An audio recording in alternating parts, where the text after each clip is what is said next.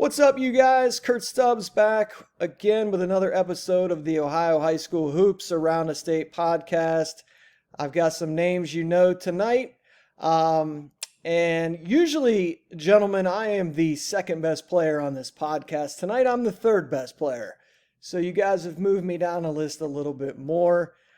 Tonight, we are blessed to be joined by Tim and Eric Pullitz of Akron. Ottawa-Glandorf fame. Gentlemen, how are we doing tonight? Hey, doing well, Kurt. Doing well. Doing well. Thanks for having us. So a lot has changed for those of you that have not seen these gentlemen since I know some of you high school guys that listen to the show probably haven't seen these guys since '04. If you followed them to Miami of Ohio, we're still looking at over a decade ago, which is crazy to think. Crazy to think when I was doing this research, I was like, that's almost 20 years ago. When I was looking at that 2002 game and I was like, whoa, that's coming up on 20 years. And it has been 20 years since you guys entered high school, which is crazy to me. But kind of bring people up to date, as to what you guys are up to now. I know things have changed. You got a lot of kids running around and things like that. So just give us an update. What's going on? Eric, we can start with you. Sure. Yeah. So I'm married and live in Archbold, Ohio. That's kind of northwest Ohio. And I have a son. His name is James. He's 2, and a daughter who's 6. Her name's Lucy, and we love being close to home here in Archbold. We're living in my wife's hometown, and I'm working at Souter Manufacturing as a project coordinator and helping out with. We help make pews and chairs for churches, so I help kind of with that and enjoy doing that. So it's been good. Tim, what have you been up to? So we've been, besides having kids, man, me and my wife, her name is Meredith. This is her hometown in Greenville, Ohio. We've been in Greenville for about 8 years, going on 9 years. We've got 4 kids, a daughter who's 10, and then a son that's 8, and another son that's going to be 6, and then a little boy who's about 3 months. So it's a busy house full of kids, and they're a blessing.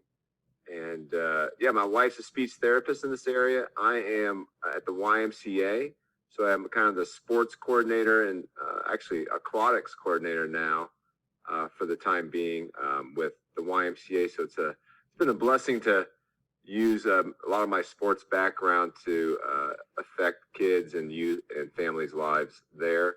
I'm also I would say I am a pastor at a local church as well, and with a few other pastors that come alongside of me. And so we're kind of shepherding a church as well in this area. And it's been a joy to be kind of where we're at in this season of life. So that's awesome. That's definitely great news to hear. As a fellow believer, sharing that news with me is probably the best thing that we're going to talk about this whole podcast. Yeah. But I guess the one thing that, has always enamored me about Ottawa-Glandorf, where you guys are from, is just the support and the following and the craziness of the fan base there. Eric, what was it like growing up in Putnam County?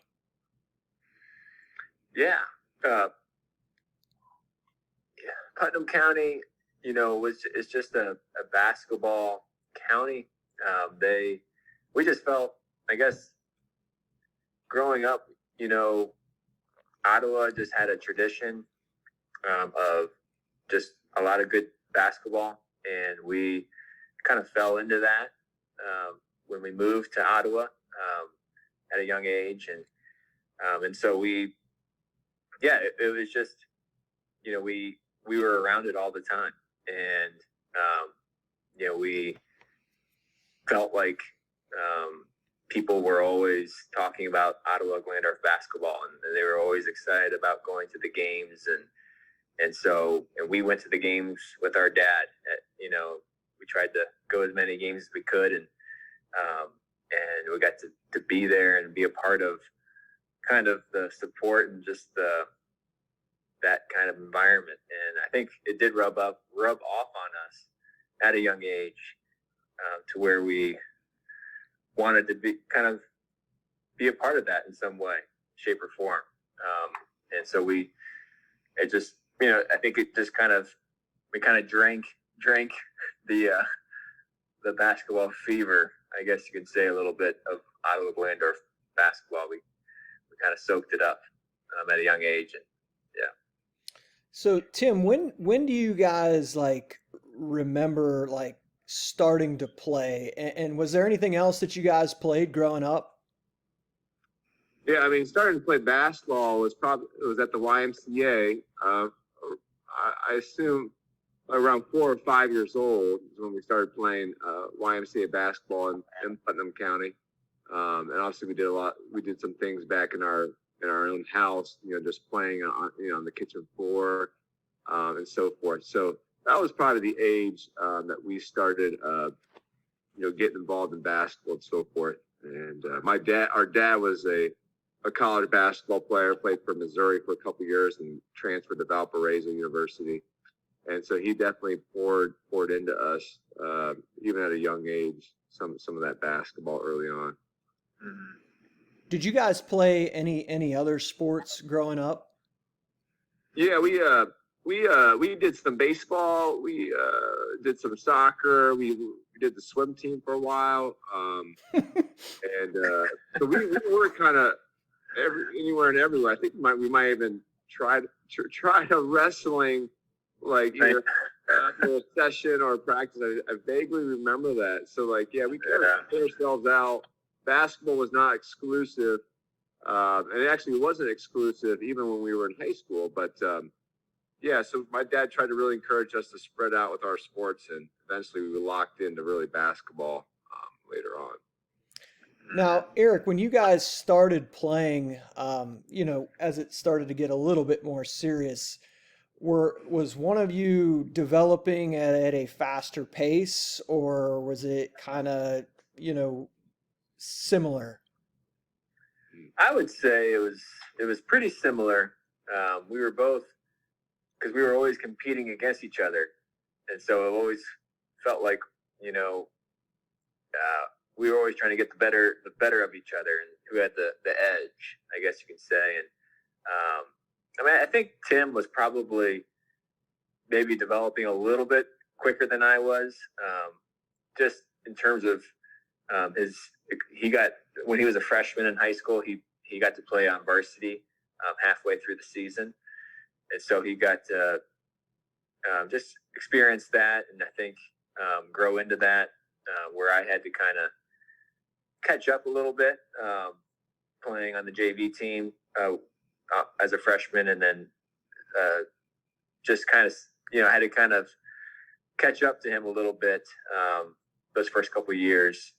But I would say, we continued to compete against each other one-on-one in practice, and it was pretty similar, I would say, for the most part, along the way. Now, when was there any, because I know OG was at the state, I think in 96 maybe. Growing up, almost getting into those high school ages, was there any players that you guys looked up to, emulated at OG? Good question. Yeah, I would say for me, one guy that was Ryan Mag. He was on the 96 team, and so I loved watching Ryan Mag play, and just kind of how he, his three ball, and he's very athletic too. I also think of I always liked Tyson Kerner, actually. He was a really good ball player that I looked up to as well. And Mark Inkrot, there was another guy. He was a big guy in the post. He was an excellent player. How about you, Eric? I would also add Mark Kuhlman. He was the point guard on the team, and just really quick and good distributor of the basketball, and could hit the jump shot. And Doug Westrick was the center. He was just a good post player, and it was fun. It was fun to watch those guys that year. Any Tyson McLaughlin fans out there? Oh, Tyson would be my next, and then also Brad Shoemaker and Todd Shoemaker. Those two guys were killer players too, and there's others too, but those kind of stick out at this point. Yeah. You know, I always I love Northwest Ohio basketball. I love the communities and just everything about it. But when I'm getting ready to do a podcast, it always is a great idea to get somebody on from Northwest Ohio until I start going through the names. And then the last names, I'm like, oh, geez, here we go. You know, because some of these names are spelled the same, and the next town over, they're pronounced completely different. Yeah. There's so many like those German names up that way. It's unbelievable. Yeah. But yeah, it's always a tough test for me bringing on somebody from Northwest. I mean, that's the toughest part of the podcast, to be honest with you. But you guys played for, you know, a legendary head coach, and Coach Dave Sweet. Now, what was he like as a head coach, Eric? What was he like playing for as a head coach? Good question. He was a tough coach. I mean, he expected a lot out of his players. I think he expected a lot out of Tim and I. He was a tough coach. I mean, he knew when to, you know, put his arm around you and I think kind of be there for you at times. And but he was not. He expected, you know, you to come to practice and, you know, to give it your all, and expected a lot out of you in the games, and you felt those expectations a little bit. And I think a lot of times you wanted to live up to those, you know, in the right sense. But he was supported, I think, greatly. I think had a great support by John Turbin, was the assistant when we were playing, and he was. I think he was more of the personal. Had that, you know, had not that Dave Sweet was not personal, but he was more of that head coach kind of, you know, that, you know, just I don't know. He was there for you, and but he had those expectations, I think, and Coach Turbin was more of that, had that personal touch, I think, that I think we needed as players as well. So, how about you, Tim? Did you have a similar experience? Yeah, a little different. I mean, I would say that from my perspective, you know, I played as a freshman, and I just remember Coach Sweet was a few times, I know, real tough on me my freshman year, and maybe a little bit in the sophomore year, but I just remember a few times freshman year. I think it was a tough love type of thing because he saw a lot of potential in me, and I know he saw a lot of potential in Eric. And so it was a tough love type of thing. And I think as we progressed to our junior and senior year, we built that relationship up with Coach Sweet and that trust more. I think it did transition to less of kind of that tough love and more of just almost like we were, yeah, almost like a little bit of a father on the court, because we've kind of been we've been with him for I mean, I was with him for 4 years and Eric with 3. And so it definitely changed to like more of like him just kind of like, there's that expectation, but there's like that deep knowing like, hey, like you guys are the leaders on this court. You know, I'm not here to, you know, tell you what to do, as much as I have this expectation and I'm with you on the court. And like, you know, I'm here to encourage you because there's some tough battles that are going ahead. So I think, you know, our relationship changed to more of him kind of being even more with us on that court as leaders. And you felt that more. Yeah, I felt that more. The relationship was established. So yeah.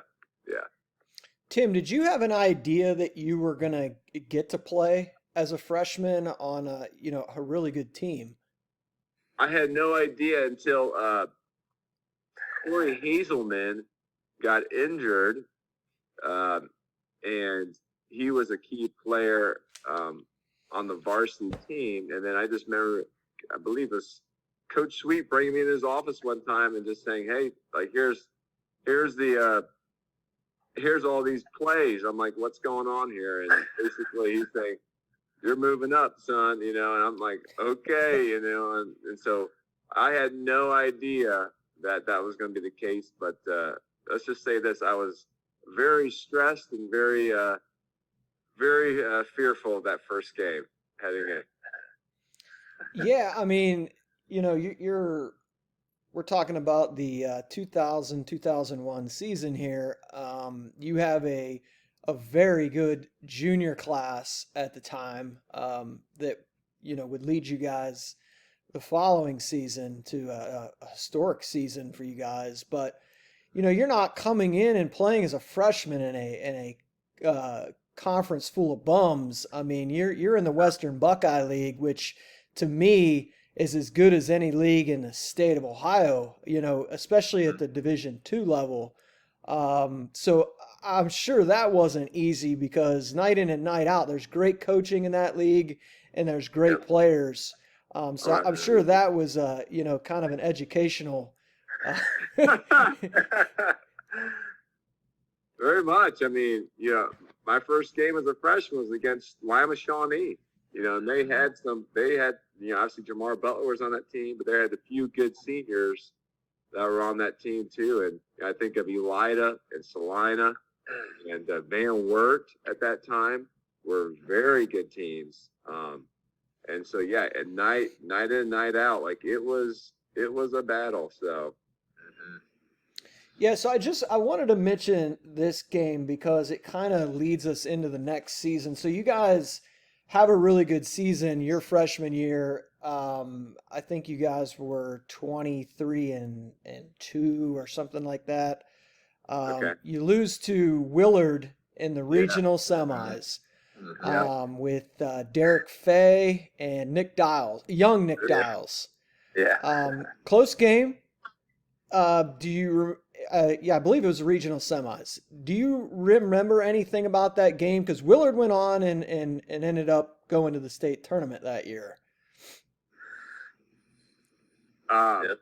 Derek Fay was a heck of a player. All I remember a lot is Nick Dials just kind of near. I mean, I think it was a pretty tight knit game, and I think Nick Dials, to my understanding, he just kind of took over a little bit and just hit some tough shots to kind of get themselves ahead of us. And so, and I think I played just a little bit, but not too much that game. I think most of that junior and senior class really kind of just stepped up there and did what they were supposed to do. And I just kind of sat the bench, I think, for the most part, and just cheered them on, you know. But for me personally, it was just an amazing experience to be at Bowling Green as a freshman and be on the varsity team with just a great team of seniors and juniors, and me just to see that experience, because that was my first time of really under the lights at Bowling Green University against such a caliber team as Willard, and to be a part of a great team with Eric Sweet and Croy, Kurt Croy, and Shoemaker, and others. So yeah. So the next season, so you guys finish up that year. The next season, you guys come out with and you mentioned some of the name: Kurt Croy, Todd Shoemaker, Eric Sweet, Matt Laudick. Really good team, really good senior group of guys. And then you as a sophomore and Eric coming into the mix now as a sophomore. You guys start this year 14-0 before you lose to Jamar Butler and Shawnee, which would be the only loss you guys had until the season ends. But now coming into this season, now I know social media wasn't around and the internet was just kind of getting going, but what was the chatter? Was this a team that kind of had an idea that you could see St. Vincent-St. Mary's at some point that year? I'm sure there was some talk. Eric, do you remember any scuttle about that? We didn't even know that St. Vincent-St. Mary's was even going to be in our side of the bracket, to be honest with you. That's true. We didn't find that out until later on, close to when we actually had to play them. But in terms of, that a senior class and us being sophomores on that team, there was that year, there was some high expectations for kind of what people felt we could do. And, we felt like we were going to have, we had a really good team and we could really make something happen. I think we had this good senior leadership and Todd Shoemaker and Kurt Croy and others. And so I think there was a lot of chatter going into that year and a lot of excitement, I think, from the Ottawa State, people who followed Ottawa basketball, I think. So it was a good year. It was a fun year to be a part of that team and to play with those guys. Yeah, you had two things going against you that year, really, because St. V moved up from Division III to Division II, and then typically they don't go to Toledo for their regional play, but they just happened to there for the years you were in high school. But back to that, that senior class, I've always kind of thought, like, if you and Tim were where you were at as players your junior and senior year on that team, just it would have been crazy to think how good you guys would have been at that point. Because, probably depth, size-wise, that was even, better than the championship team in 2004 when you talk about top-to-bottom roster, because Shoemaker's a guy that kind of gets lost in history. He was a heck of a player. Yeah, he was. He really was. He could do it all. Like, he could shoot the three, but he was very, very athletic. And he was only maybe 6 foot or 6'1", but he could jump out of the gym and could really play ball. I agree with what you said there, Kurt. And you guys were killing the high socks back then. Those guys started it. Those guys were the ones. Matt Laudick, they'd wear those high socks, and Kurt Croy. And man, that was. But I agree. I did too. Yeah, I agree, man. Like, that team, that class in particular, when we were sophomores and they were seniors, that varsity team, I think, was, my opinion, one of the best teams that have come out of OG.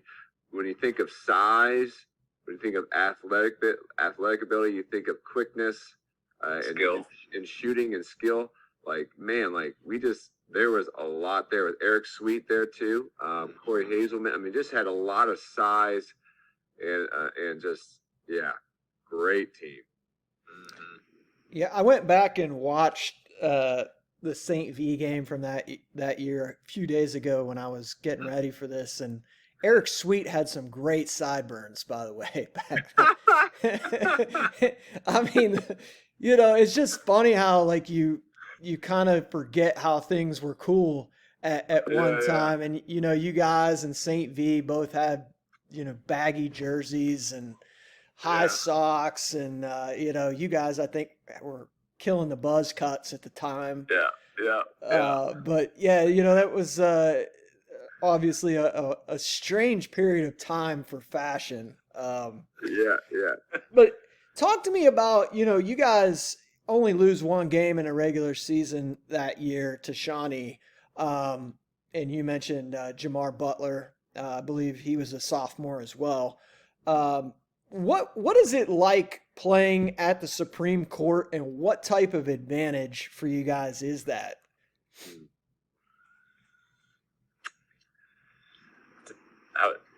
Tim, you want? Yeah, I mean, I would say it is. I don't know how to best put it. It's such an experience. On a Friday night, there's nothing better on a Friday night to do than to be at the Supreme Court playing basketball under the lights with a packed house. Just truly a thrill to be a part of that, and to know that there is just this like winning tradition there, and few teams have few away teams have come in and stolen a game from us at the gym. And so such an amazing experience to be a part of. It's truly truly a part of the culture there in Ottawa. Like, it's not just something on the side that you do. Like, I feel like it's just a part of kind of who they are and what they're about, and just the support that comes from all the people that do show up. It's more than just the basketball. They support the kids and the kids that are playing, and what they're, just the youth, and developing them as people too. So it goes beyond the basketball, but again, it's nothing better. And we totally have full court home advantage every time we step on that court, because it is just, it's a nightmare for a team to try and get a win over there. It just is. I mean, it's just a hard place to play in. I always wondered, my first, I knew of the 96 team, but your team was, those years was when I first really started to take notice of OG. And, from then on, like, there's never a year where they're not in the hunt for at least a regional. And I've always wondered what is the secret sauce that keeps it going there? Yeah. The secret sauce. Eric, do you want to speak on that? That's a good question. I think it's just, I think it just kind of rubs off on I think when you have good teams, I think the younger kids, it kind of rubs off on the younger generation, and they look up to, the guys who are playing, and they come to the games, and, and they just look up to them, and they want to be like them, in a way. And so they want to play basketball, and I just think it just kind of trickles down from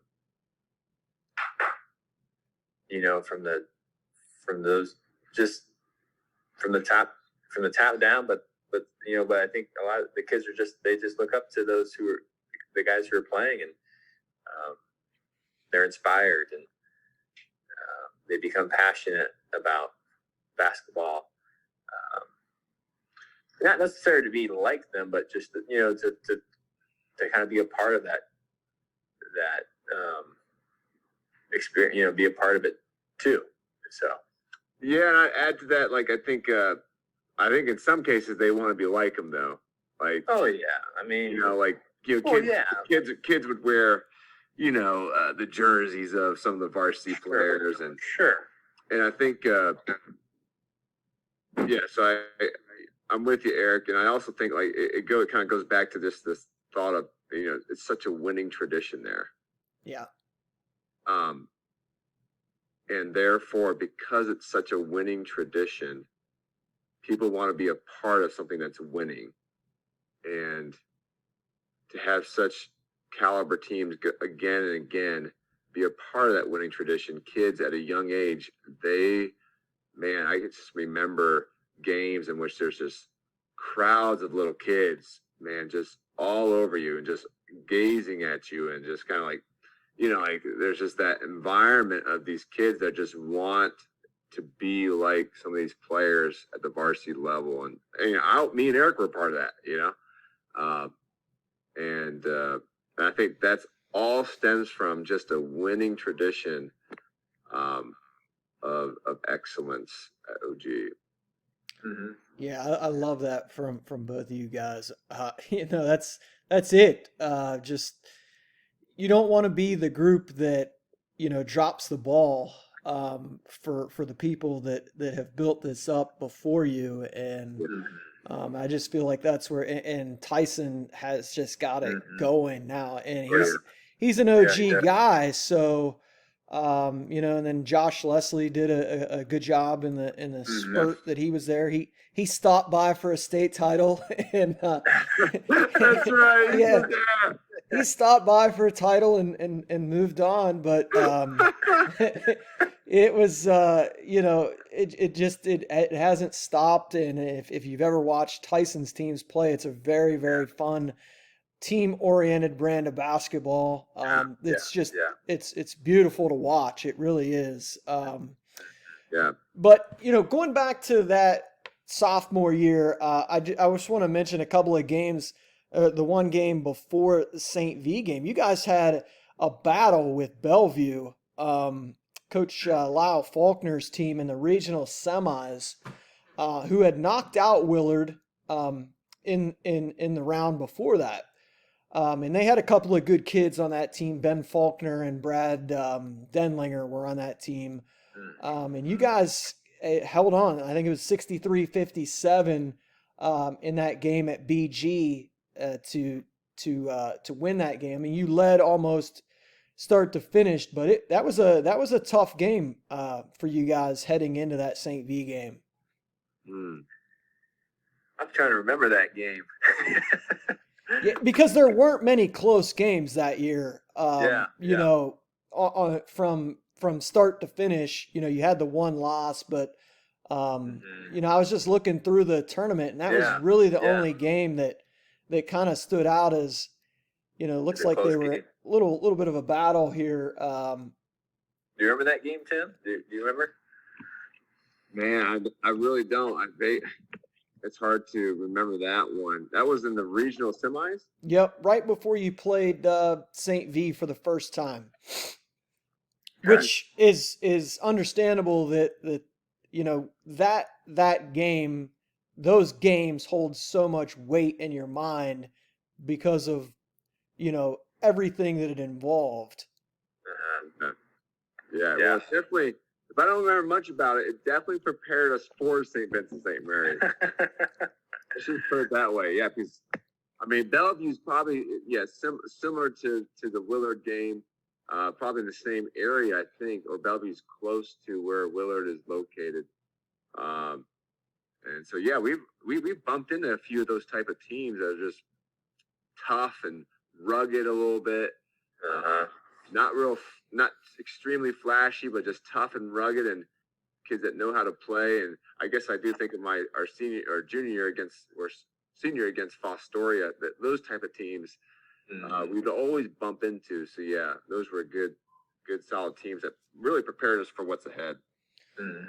Well, let me set this for you. So you guys are playing Bellevue, and the same night, St. Vincent St. Mary's and the traveling circus that it was, um, they were playing in front of 20,000 plus against Warrensville Heights at Gund Arena as part of a doubleheader. I think St. Ignatius and Eds played that night too. Wow. And they blow the doors off of Warrensville Heights 78-49.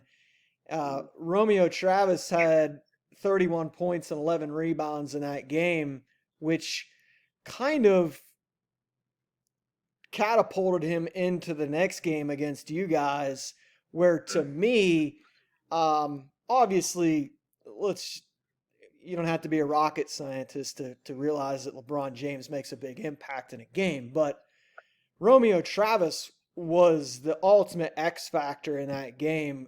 You had no answer for him when he, got the ball in the paint. He was just a menace on the boards. But it just kind of shows you like how crazy it was. They were playing in Cleveland. You guys are playing in Bowling Green. And every single night was like that because you're going to find this crazy, but I had season tickets to their home games, and I was living in Athens, Ohio, going to OU. That's probably not good information to share with you guys, being Miami, Ohio guys, but yeah, I used to travel up from Athens to Akron University to watch those guys play just because it was such a show every night. It was like it was like you were at like a, I don't know, it wasn't like a basketball game. It was like entertainment. Yeah, sure. But you guys line it up with these guys and kind of set it up for me. Do you guys remember like coming out on the court and like, because I know you two guys are ultra, competitive, and I'm sure that senior class was as well. But there's got to be like a look down at the other end, and he's throwing lobs to himself that are bouncing up in the rafters. Yeah. Because he used to always do that, and I don't know if it was like some sort of an intimidation factor, if it was just him playing around. But do you remember that, coming out on the court and seeing those guys? Oh yeah, yeah, yeah. I just remember coming out in the court. He was flipping his hat, like he was throwing his hat up in the air, like really high, and just doing crazy stuff out there, like just throwing up half court shots, just for fun, and just like, yeah, it was just like, who is this guy? He's just doesn't even look like he's taking it seriously at all. He's just having fun, and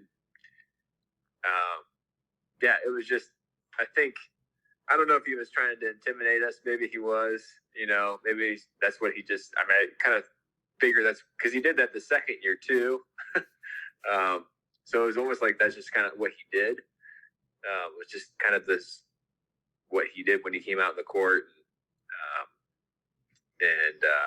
Yeah, it was just kind of like a little bit of a show, I guess, for him before the game started. So it was definitely something new we had not encountered before.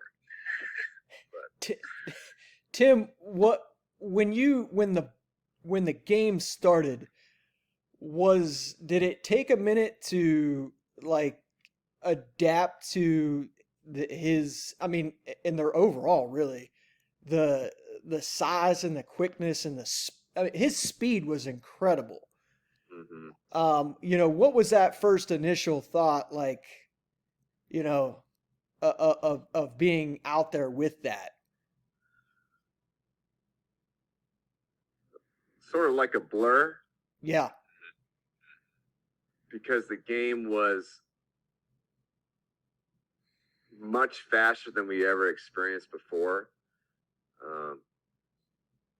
And therefore we had to, I forget if we were, initially I don't know if we got off to a good start. I forget if they came out so quick And we just were like, man, what the heck? I think that was the case. I'm not 100% sure. And so we had maybe had to call timeout. But it was so fast that we were just kind of in awe.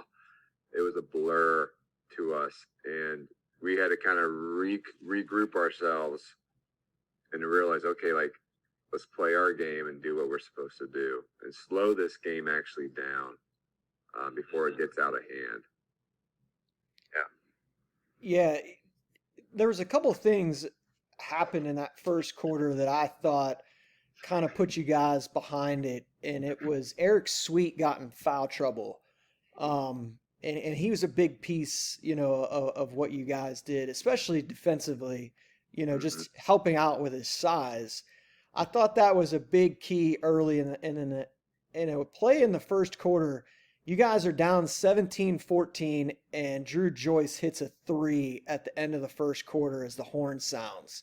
So instead of being down 3, you're now down 6 heading into the second quarter.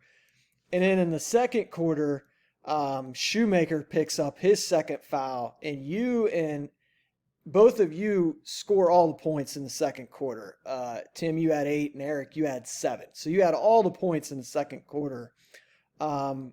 And they were just making it so tough on you with their athletic ability, blocking shots, and, it was 38-29 at half. So you guys were, with Sweet in foul trouble, Shoemaker in foul, you still were in striking distance. But, one thing that just stood out to me was, it's been so long since I've seen him in high school, but the plays that he could make that would just, like long passes that he would jump over top of your guy and catch it and then just take a hop step and two-hand dunk it. And it was like just momentum changing when he would just do stuff like that. But I was listening to, I think it was TV 44 that did the games.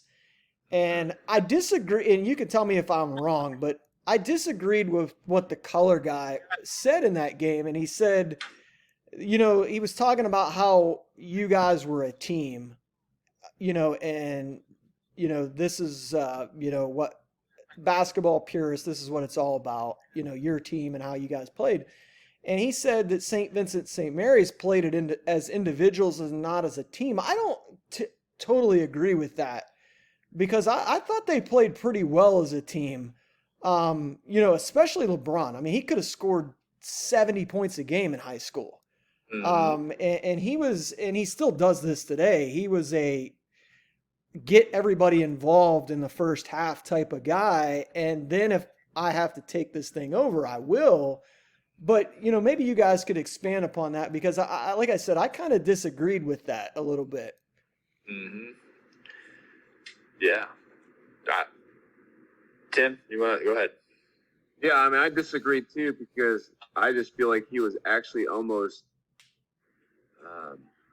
more intentional of getting his teammates involved, almost exaggerated it. Agreed. Because he knew deep down, LeBron knew he could take over whenever he wanted to. Yet he was a player that was just unselfish in getting Drew Joyce, getting Romeo, getting guys touches. And so I just think he almost exaggerated again his willingness to get his team involved. So, and I think he did an amazing job.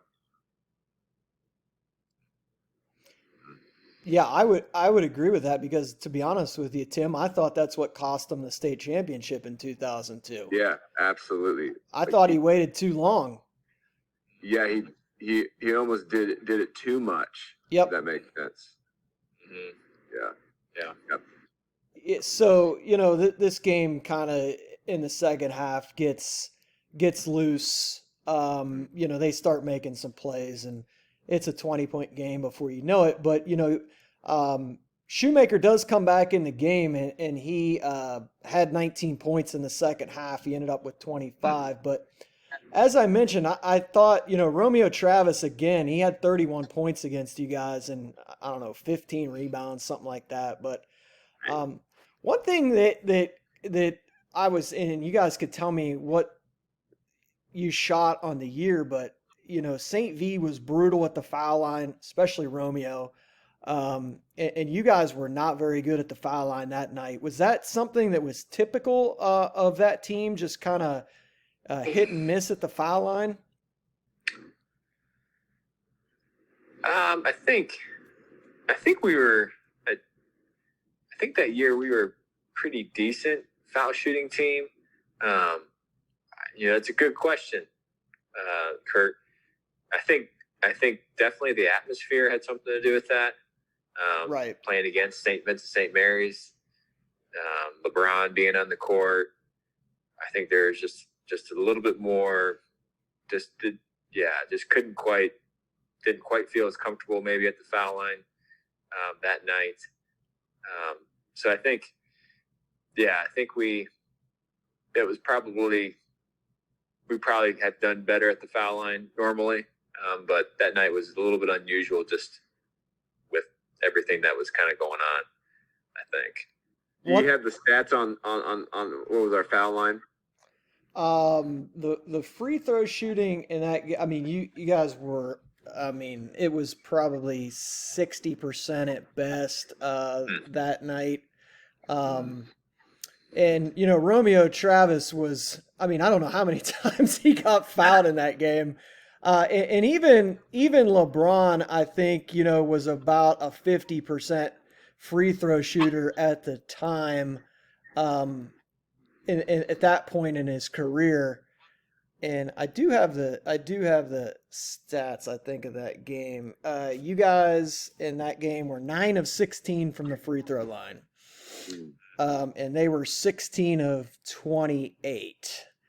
And really, I think Drew Joyce hit 4 threes in that game, and he always seemed to hit back-breaking threes at the end of quarters, off penetration from LeBron. And but one thing that was certain in those 3 meetings with St. V is you guys brought it as far as crowd goes. I mean, it was at least 80% OG in all 3 of those games, which was amazing. But it would have been so cool because I don't know if you guys remember or not, but the 2 semifinal games that year were like 50-point beatdowns in the state semifinals.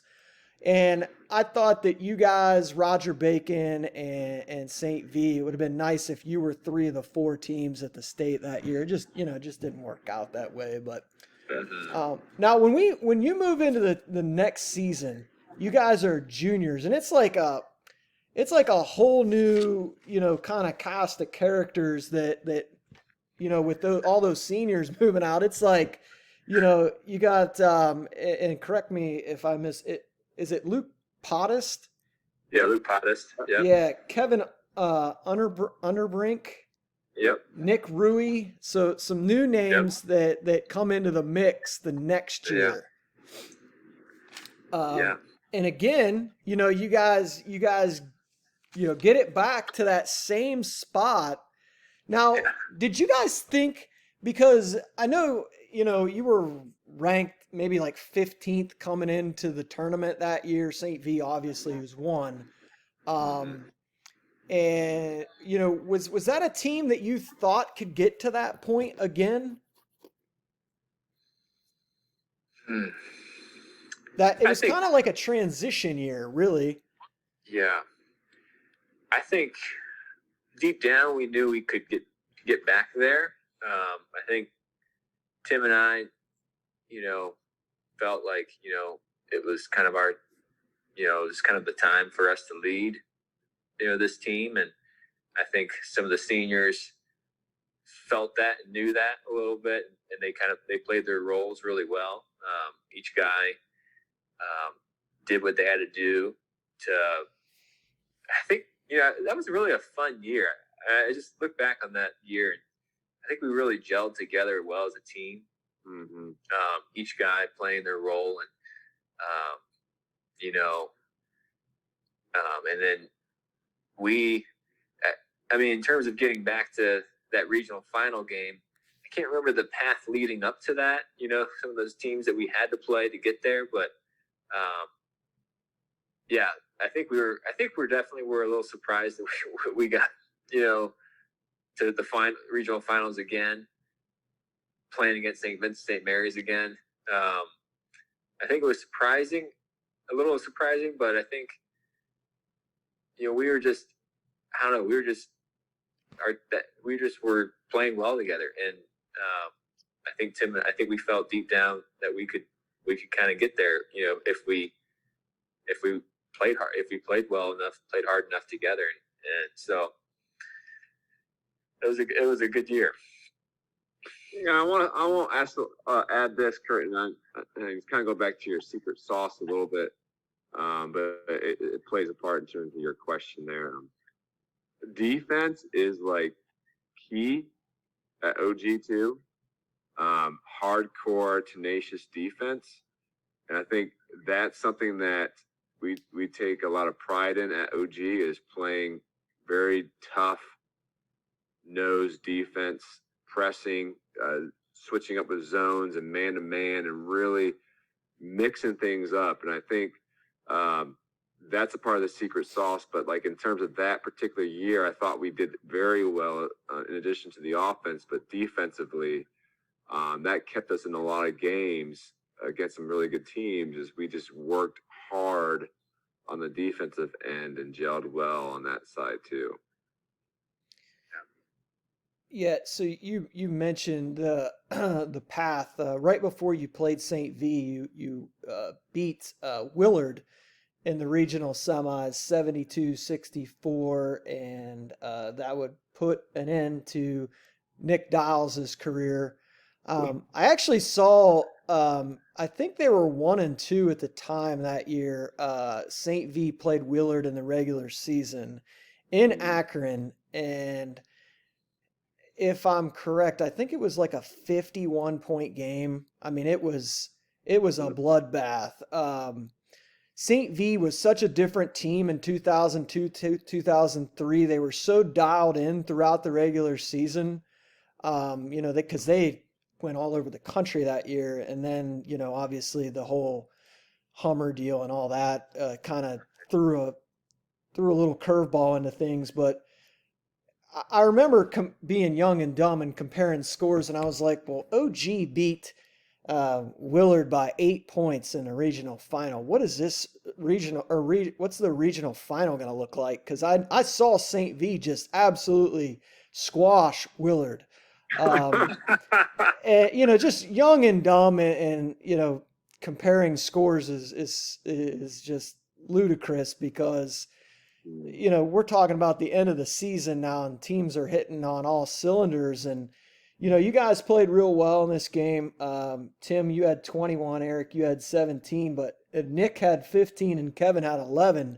So it was a really well-balanced game, because Nick had 29, and then Jimmy Langhurst is coming onto the scene now for Willard. He was a freshman. He had 9 points in this game, and Jimmy would go on to have a great career at Willard. Right. You guys knock them off, and now you get St. V again, but coach goes with a little different approach this time. He goes to the zone defense this time, and that bothered St. V, because you guys were tied 26-26 at half. Right. And I mean, there was games probably where LeBron had 26 himself at halftime. And you guys had it, tied heading into the locker room. And Drew Joyce, this is a quote from Drew Joyce. He said, you guys played your hearts out. He said they proved to be a whole lot better than our guys thought they were. So, and then LeBron, was really complimentary of you two, and said that you guys were, and this is coming off of playing from California to the East Coast. He said you two were two of the best tandem of players that he played against all season. So that's high praise. If you go back and look at some of the guys they played against that year. Mm. And so, coming from arguably one of the top 2 or 3 guys to ever play the game, and I thought it was funny. Coach Sweet was off base on this comment. He said LeBron James will be an All-Pro in the NBA within 5 years. He was off about 4 years on that one because it didn't take that long. But what a strategy. I thought that was a great strategy to play them zone though, and kind of slow them down. Do you remember him talking about going to the zone?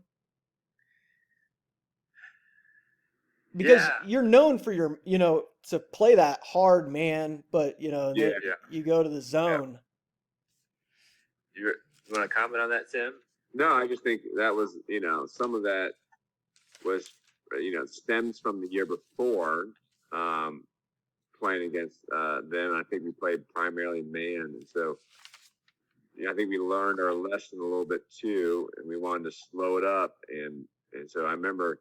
I think I remember scouting report, saying we're going to go zone here. And it did get us right there in the game for a while in the first half and slowed it down. And, man, I tell you what, we were going in the locker room like, this is amazing that we're right there.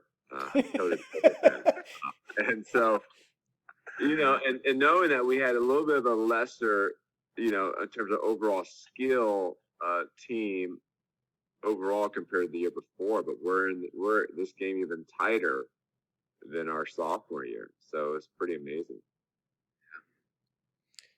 So they end up, they hit a 15-5 run on you guys in the second half, and it ends up, I think, 69-59. But what a performance by you guys! Really, obviously they go on to win the state championship.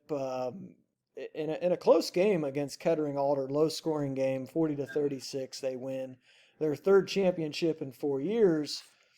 And, you guys coming back, you guys knew you and Eric are coming back to lead this team as seniors, and knowing that these guys, that not just LeBron, but, Drew and Romeo and Cotton and Willie McGee and those guys are all graduating. But as most people know now, some 20 years later, St. V just, they do what they do. I'll just leave it. I'll leave it at that. So you guys have an incredible senior season. The one loss, you guys were 9-0, I think, and you lost to. Do you remember who you lost to your senior year? St. Mary's. 46-43. Was that a back half of or was that a Friday night game? Because I know you guys play those back to backs. That was a Friday night game at their place, and they put. I think they did some sort of zone on us, and they pressed us, and it was just an awful game. For us, we personally, Tim and I think we didn't play well that game, and it was not a good night for OG basketball. But I mean, it was something that we'll remember, because that was, I think we up to that game, we were just, we were hitting on all cylinders, and just things were going really well. And then that game came along, and it was just like, bam, it was just almost like a little bit of a wake up call, or just like, you're not as good. You just kind of stay humble, kind of thing, stay hungry, and we almost needed that, I think, so that that could kind of propel us to to continue to move forward for the rest of the season and in this tournament. It was a hard loss, but I think something that we'll look back on, and we look back on and think, that was a turning point, I think, for us that year. Yeah, it was kind of I was looking through that and I was like, huh, St. Mary's beat them 46-43. But you guys had some close games that year. You played. It looks like you played some different. You played like Olmsted Falls. You played Mhm. Clayton Northmont, and then your usual like teams that you play up in your area, WBL, and then LCC outside of that, and Bowling Green. But um, with, I don't ever, usually like to talk like in this manner, but did you guys was this like a state championship like or like it's kind of a disappointment that we don't win it this year? Because you'd been on the doorstep of getting to Columbus two Yeah, times. yeah, I would say yes. Um, I would say yes. I feel like going into the year, with kind of, me and Eric's experience going all the way to regionals, and then also a good team of seniors and a few good juniors, and even a couple sophomores that kind of helped here and there. I just feel like it would have been just my opinion. I think it would have been a little bit of a setback if we didn't make it to state that year. Um, Knowing we just knew deep down inside, we knew that we could get there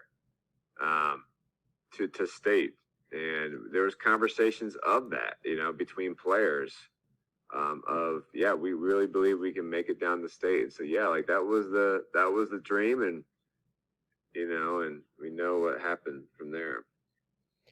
You mentioned again, it's a different cast of guys Yeah. with you two, and you got like Nathan Hermiller and I think Garrett Loff was he was sophomore on that yep, team. Yes, at that yep. time, yeah.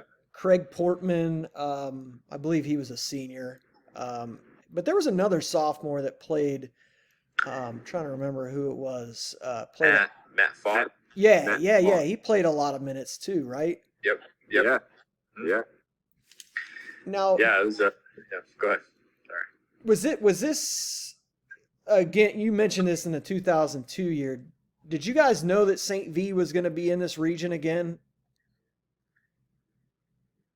I think we kind of did, because we knew that they were going to be, yeah, that they were in our area again, or at least in our region for the tournament. Yeah, we kind of expected it going into it, and had heard about it earlier on. I think that they were going to be on our side of the bracket, so it was something we kind of knew ahead of time.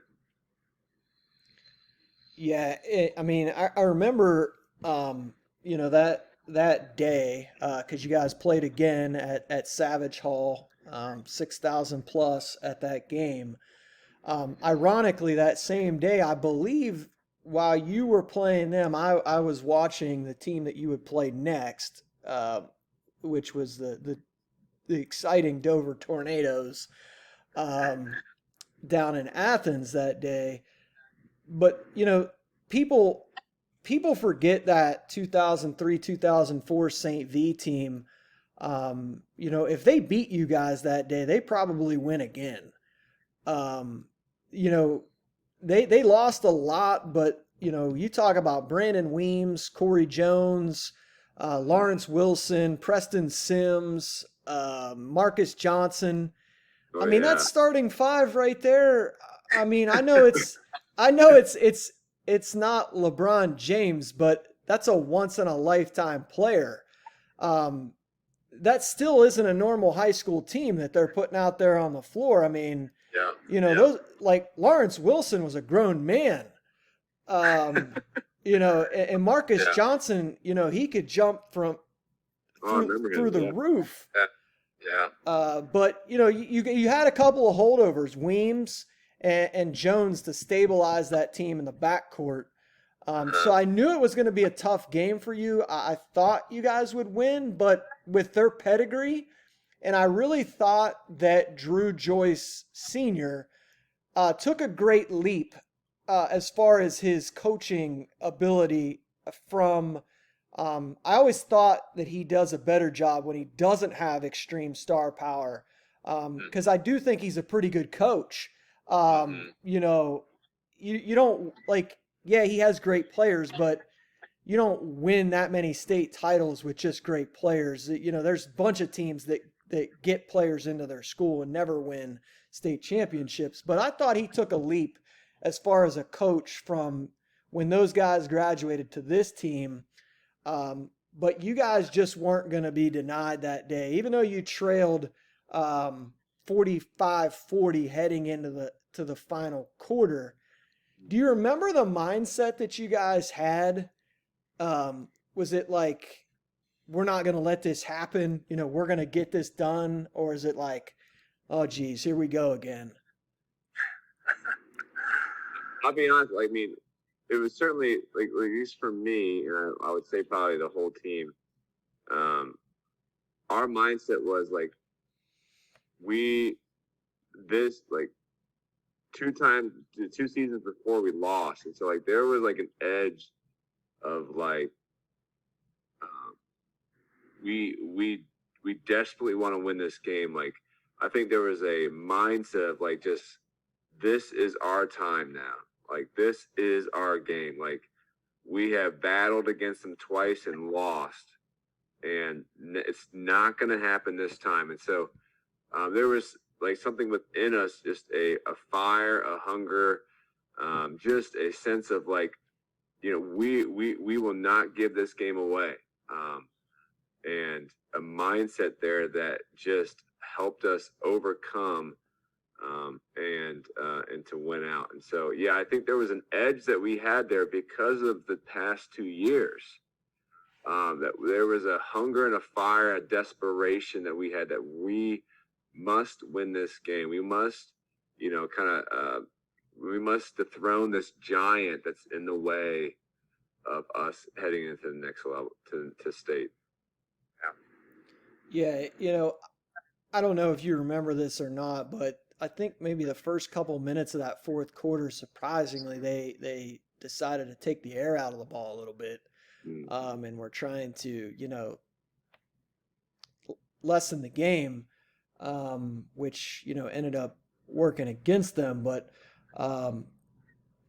so I'll take you to 13.7 seconds to go, game tied at 52. You probably know where I'm going with this. Brandon Weems gets trapped. I watched it like 5 times in a row, and you guys, the trap kind of blocks like whether he picked up his pivot foot or not. You know, and I know funny thing is Jerry Snodgrass was actually doing the commentary on the game, and he was like, I don't know if he picked that left foot up or not. But, you know, that was obviously a play that got talked about, you know, after the game, because it's tied at 52. But did you have a good viewpoint? I mean, one of you two was trapping that, weren't you? If I remember correctly. I think that was probably you, Eric. Yeah, I think. Yeah, I'm trying to remember that moment. You know, it was, I remember, I can picture in my mind trapping. I can picture it in my mind, you know, the play. And then, so that he just stepped out of bounds. Was that right, Kurt? Then no, they he moved his pivot foot. Yeah, the commentators thought that Joyce got the timeout called. Okay. And then he was like, "Oh no, the referee's called a walk," and so you guys called timeout, and I don't think Coach Sweet. Yeah, I think he had a couple of timeouts left, and he called a timeout, kind of see what they were in, and then, you know, you guys get the ball. And Tim, did you get fouled when I got the ball? You know, when you were driving to the hoop. Yeah, I think you did. I suspect I did. But we have to check the replays again. I thought he got you with the body. Okay. I thought he got you with the body. And I think I remember that. Yeah. Yeah. And then you casually nail 2 free throws. Yeah. That's surprising, Kurt. Yeah. I wasn't a very good, extremely good free throw shooter that year. Yeah, so you bury these 2 free throws with 10 seconds left, and I'm sure the last 10 seconds probably felt like 4 days. Mm-hmm. Corey Jones actually gets off a 3 from about 25 feet that hits off the front of the rim. Yeah. Or, we're talking about a different story here, but 54-52, do either of you remember like just the ending of that? Oh my goodness, we did it.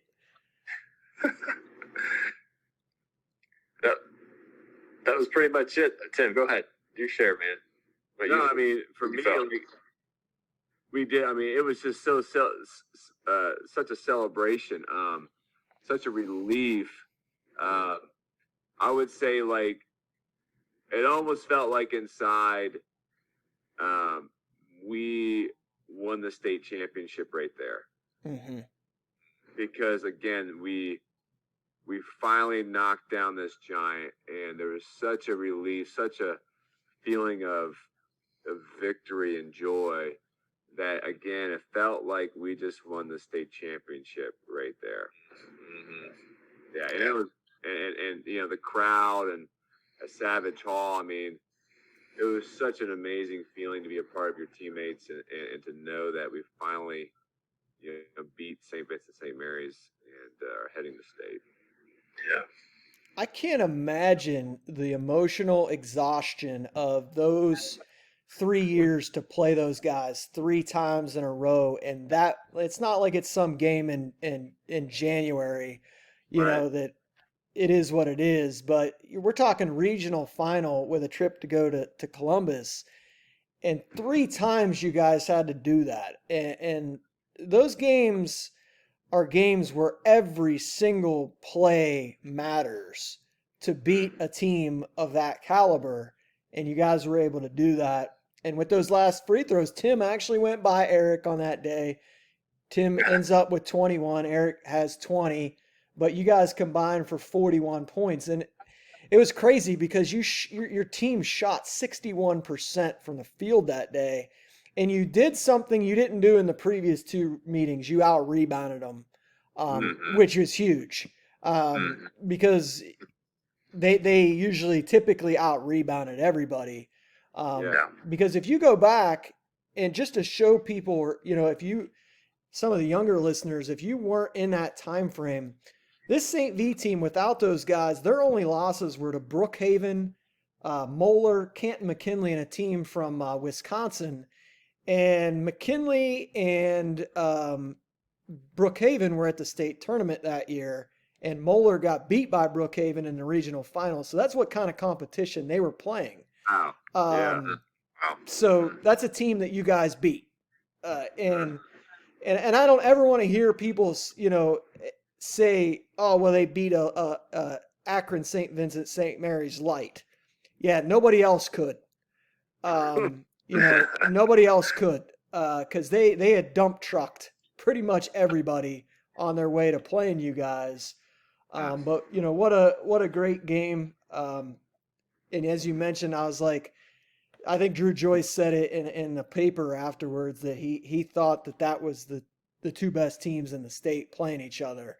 And he was always complimentary of you guys, and especially you two, because he had to see you so much over the past 3 years. But you do, and I want to finish with the high note of the state tournament. You guys, interesting. It was funny because before that St. V game, you had to survive a desperation 3 from Walsh Jesuit.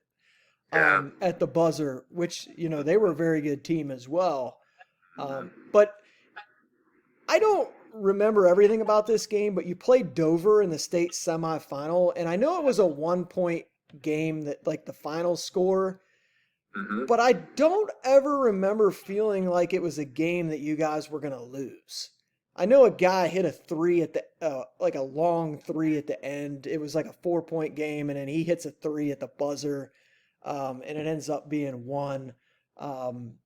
They had Jeremy 80 and Todd Lazowski, those two pretty good players for their team at that point. But I honestly don't ever remember you guys like feeling like you got, and it's hard to say with a 1-point game, but I don't feel like you guys were ever in jeopardy of losing that game. I don't know, maybe you guys had a different feeling, but that's just as a spectator, that's kind of what I was thinking watching that game.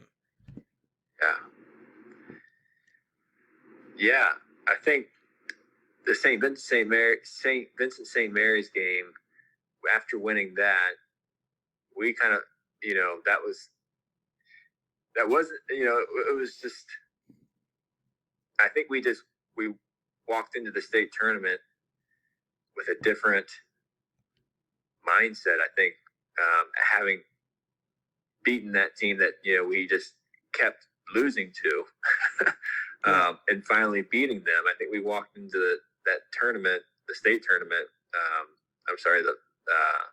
with a different mindset, just knowing, we knew Dover was a good team, but we just kind of knew we could beat them. We were the better team. We could beat them, and if we just played our game, and so we were. I think we were confident, and I think it all just came back from that, having beaten St. Vincent-St. Mary's, getting over that hump. I think really was the X factor there. This was I don't know if you guys remember this or not, but it was because back then the late game started at 9:00, and you guys played the late game at Thursday, which was a 9:00 start. And you guys drew 9:00 on a Thursday night. You guys drew 16,000 plus, which is crazy on a 9:00 game. You said 16,000, like for OG. Dover OG game attendance was 16,079, Okay. which to me, I mean, they're getting five. The last couple years at the shot, they were getting 5,000 and 6,000 for a good game, and you guys are drawing 16,000 at a 9:00 game in a semifinal. It was just crazy to me. And Tim, you had a great game that night: 23 points, 7 rebounds, 5 assists. You were 10 of 12 from the floor. Eric, you had 13, 5, and 4.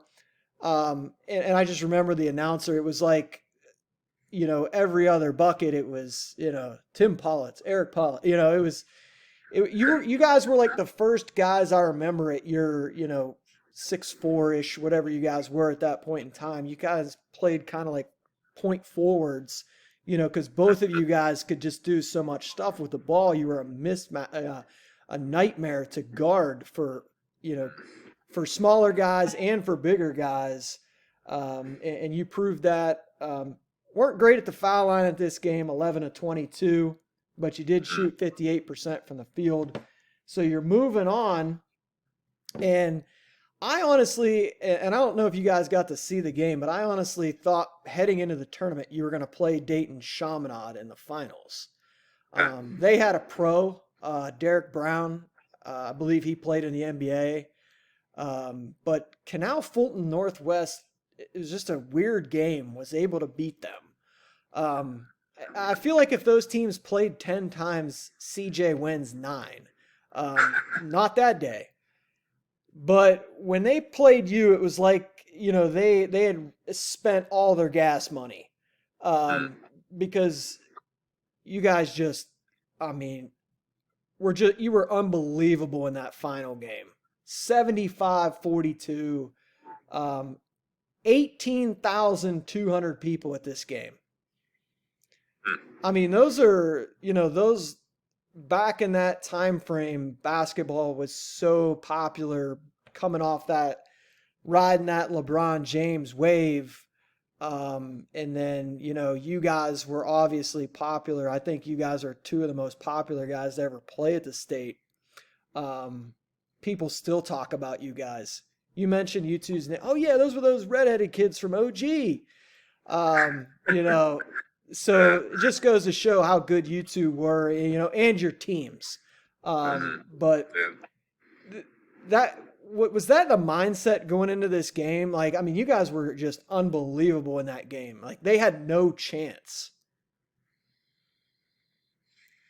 Yeah, I mean, it just, I don't know. I feel like from the very beginning, like we were just hitting on all cylinders, and I don't know. It must have been the momentum of the St. V and then Dover, but man, it just didn't feel like, I don't know. We just showed up and we were on it, man, and we were hitting on all cylinders with all players, not just me and Eric, and everything was flowing for us, and we were hitting, and they just didn't seem not to have an answer at all, and we just seemed to keep increasing the lead more and more and more, and we thought that they might give a run or really try and fight back, but there was really not a whole lot there. And I think I agree with you, Kurt. Like, their gas was spent in the previous game, and I don't know. It was in one sense, it was, you hope for a more exciting game, state championship, but in another sense, it was a little bit of a relief, in a sense that we can just kind of coast our way. We eventually came to a point we just coasted our way to the state championship in that game, and it was kind of fun to have all the players that didn't get to play a whole lot in some of the previous games to get them out there in the court and just to have that experience with the younger guys. Yeah, and Eric, you were phenomenal in this game. 21 points, 15 rebounds, 8 assists. You were 9 of 12 from the floor. Tim, you had 18. I do want to mention these guys. Like, Matt Fott had 10 points, 6 rebounds. Yep. Craig Fortman had 9. And, just to show how good you guys were that day, again, you 14 of 26 from the free throw line. You guys missed 12 free throws and won by 33 points. But you buried them on the glass, 45-25. And I think, a big thing, again, was your defense. You held them to 29% shooting, 2 of 15 behind the 3 line. So just kind of smothered them.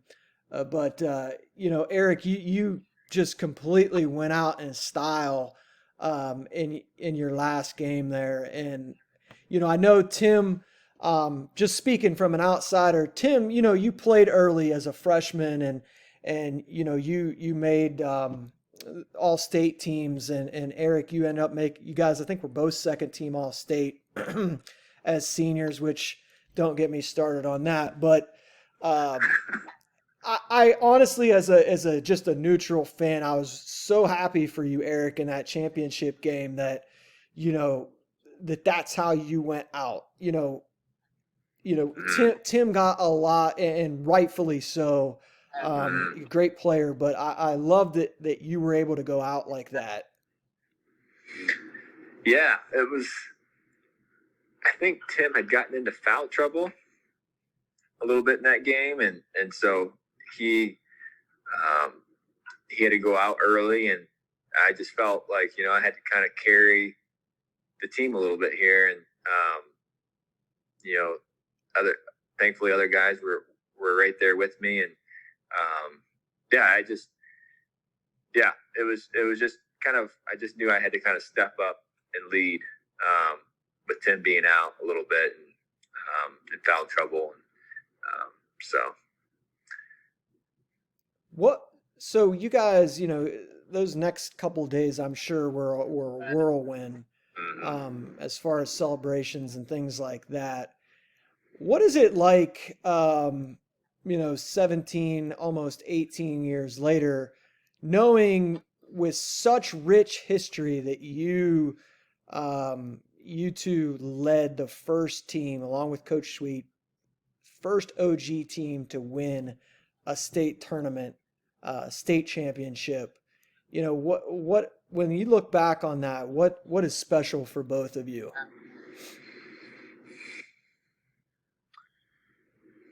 Yeah, I mean, I guess when we do look back on that, like, I guess so. More so, just having the opportunity to be a part of that. We're not originally from Ottawa. My dad, we moved from Maumee, Ohio when we were young, and so I guess in one sense it kind of helped us to, I'm gonna say make our stamp in Ottawa a little bit, but like to establish us a little bit. And I tell you what, like when you look back on state championship being the first ones, I mean it definitely kind of makes you, I guess, humble a little bit inside. But at the same time, like, man, like I was actually a part of that state championship, so a little bit of an awe feeling comes over us, and it does, like when you go back to your hometown of Ottawa, like it does kind of get itself brought up again from different people that you see, and so it does create conversation and relationships with people who saw that game, and so it is something special that we'll always remember, and I think a lot of other people I know will always remember. So yeah. Eric, what about you, man? Yeah, I think just looking back on it, we've had a lot of good teams over the years. Even the past several years, they've won state, I think, several times, and but just kind of knowing that we were the first ones to kind of, and even thinking about the guys that come before us, in the 96 team, and how they were really close, and but how we did it. And I felt like, yeah, there's something special. There's something unique about being the first ones to do it, and to win it. And I think there is it's unique, and we'll always remember it, I think. And so I want to say this though too, Kurt. Like I feel like, in one sense, we need to honor those who have gone before us, because we talked about winning tradition. All those teams that fought their way hard to get to where OG was in terms of high caliber basketball. We wouldn't be in that place of that, kind of for such a time as this, to be state champs, to be that first one, if it wasn't for all those players who have gone before us, who worked their butts off and have paved that way for us to be in that position to experience that state championship. And so I have to give credit to many, many tough, excellent players and successful OG teams throughout the years that came before us to pave the way. Mm-hmm. Definitely. I love that. Yeah. I mean, that's knowing who paved the way for you. You guys may have come from Maumee, but the people from Ottawa will always claim you as their own. For sure. Don't get that one twisted. We say we're from Ottawa. Yeah, don't get that one twisted. I want to close with this, guys. You guys, obviously have that chapter was closed in 2004, and you guys are doing great things, raising families, and both of you have been involved in churches in your respective areas that you've lived in, and you guys both got the opportunity to be on a NCAA tournament team, and I believe that was 2007, somewhere around then. Yeah, it was 2006, 2007. Yep. So I always, I'm always interested to hear athletes talk about, because you guys performed at a high level, not only in high school, but on a collegiate level as well. How did that experience compare to the Ottawa experience? Was it completely different, or was there some similarities to that?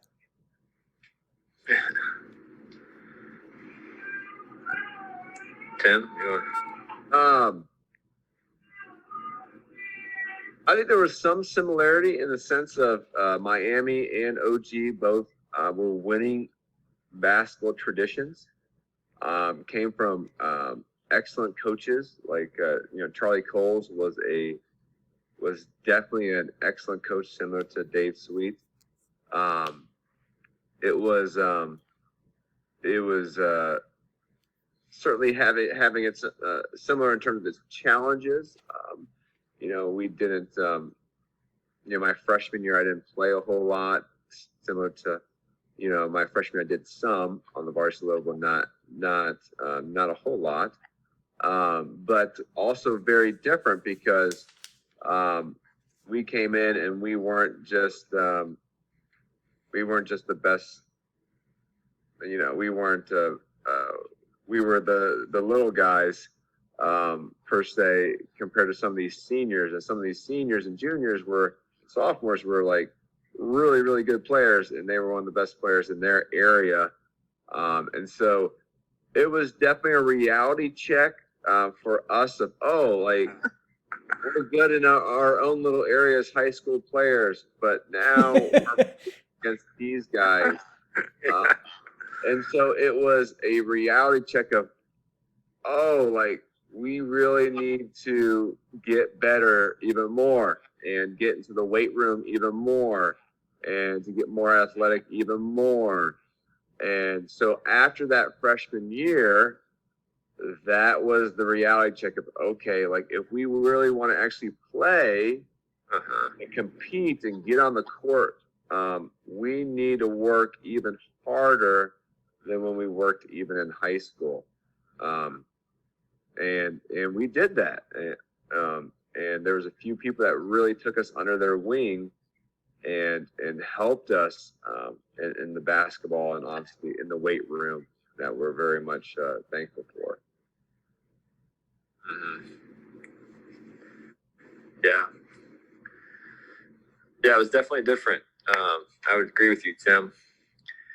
It was a lot more physical. It was faster.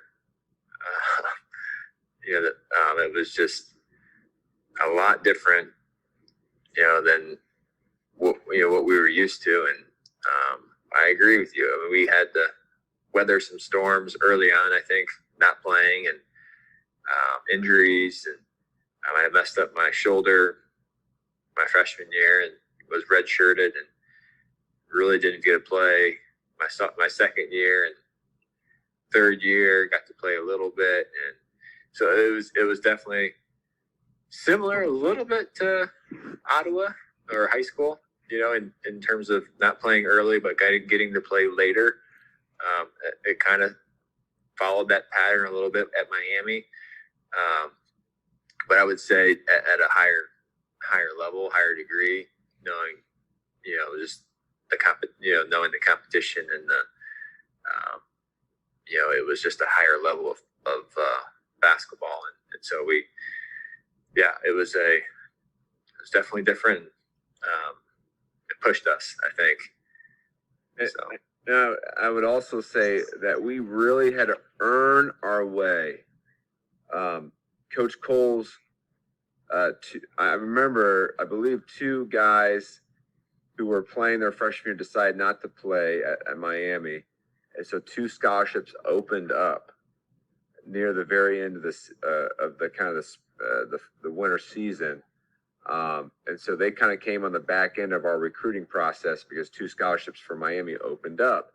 And so I sensed that they took a little bit of they knew about us, but they didn't know, because of our size, how well we would do at the Division I level in the MAC.